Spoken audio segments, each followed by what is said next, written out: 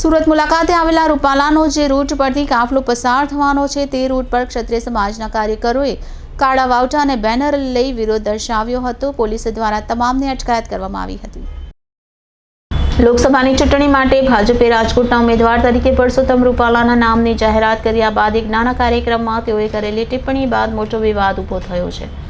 સુરત સહિત અનેક જગ્યાએ ક્ષત્રિય સમાજ દ્વારા પરસોત્તમ રૂપાલા સામે વિરોધ થઈ રહ્યો છે। ત્યારે આજે સાંજે સુરતના ગોપીન ગામ ખાતે પરસોત્તમ રૂપાલાના સમર્થનમાં કાર્યક્રમનું આયોજન કરવામાં આવ્યું છે।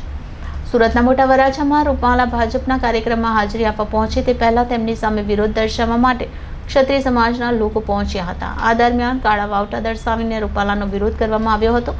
આ દરમિયાન પોલીસે કાર્યવાહી કરીને કાળા વાવટા દર્શાવીને વિરોધ કરી રહેલા લોકોની અટકાયત કરવામાં આવી છે।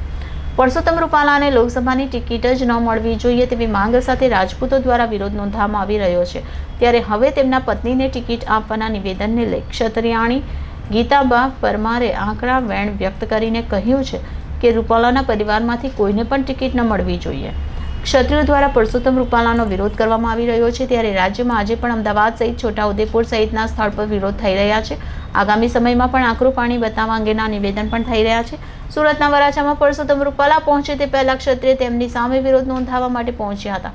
નોંધનીય છે કે સુરતમાં પાટીદાર સમાજ દ્વારા પરસોત્તમ રૂપાલાનું ઉષ્માભેર સ્વાગત કર્યું।